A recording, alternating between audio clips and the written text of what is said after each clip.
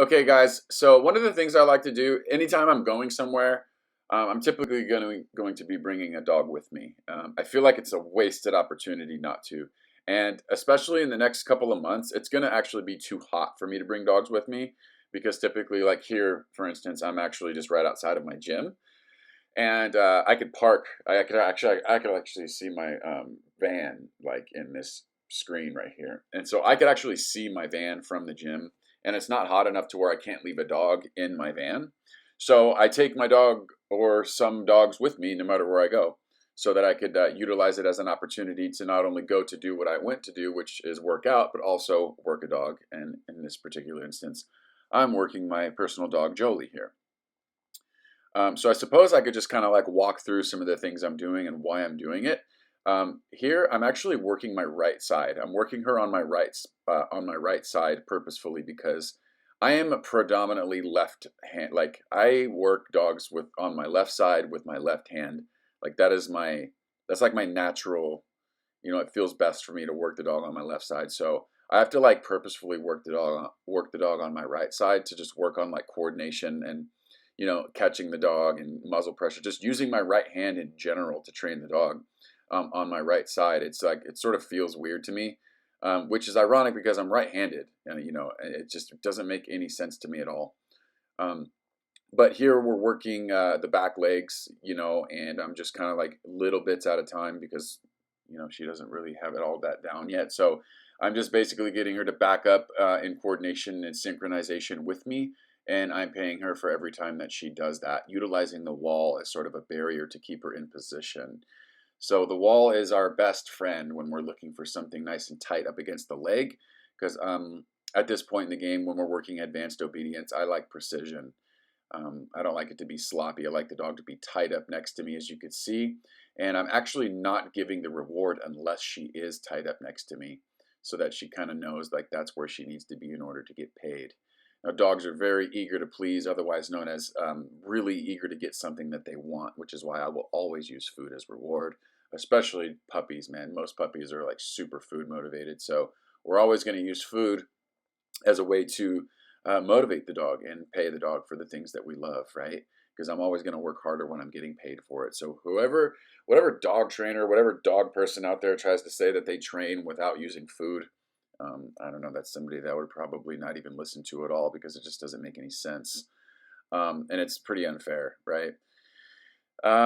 Anyway, I'd like to compare dogs with any motherfucker out there talking about I don't use food. I would like to compare dogs. Like honestly, like I would be open to anybody that wants to compare dogs, and we'll not only look at the behaviors, we'll not only look at the what the dog like the ability that the dog has and the way and the interaction that the dog has with the handler, but we'll look at the demeanor.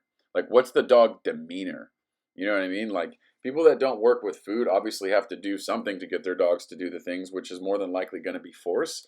Like I want to see that dog's demeanor and how they get into positions and things like that. But anyway, back to what I'm doing here. At this point, I'm still just really working on my right side because I don't know if you can tell, but this looks like I could look at myself, and this is the reason why I record myself is because I could actually watch myself, and it's very evident like what side is more. That was a little orbit thing that we're shaping. Maybe you've seen me do that with Rosie. We're still obviously actually shaping the behavior yet. We haven't started abbreviating anything, or uh, even. Sorry, I actually lost train of thought there. But here, I'm actually going to just work a little bit. You can't hear because I'm doing the voiceover, but I'm still trying to teach her name. So every time she goes and gets the food, right before she comes back, I'll say her name, and then I'll pay her for coming back because I want to associate like something like super positive um, to that sound, which is her name. And here we're just doing some direction. We're doing some pivots and some 180s while she stays with me. The reason why that kind of looks so fancy is because we have been teaching her back legs, so she's very well aware, as you could see, that she has the capabilities of moving those back legs. And so this is a little bit of enrichment by letting her use her nose and her seeking system to go chase the food down. And I know that as soon as she finishes the last piece, she's going to be coming back to me, which is sort of a recall. And you sort of set these patterns up for them. That's basically all this is, you know, setting patterns up. And really, there was a little down in motion right there. You get the dog lured and get, you know, catch the dog with the food to the muzzle, and then a little center, probably into a heel, foos. That's a foos on the right side. That's a front. That's a heel. That's an orbit, and that's a payment. How did I know that was coming? Oh, well, because I just fucking did this the other day, and I remember the session. There's a recall, probably into a heel. I'm probably going to try to get her back. Yeah. So just engagement, man. You know, if nothing else, man, just engage the fucking shit out of your dog and make them want to be around you a lot, dude.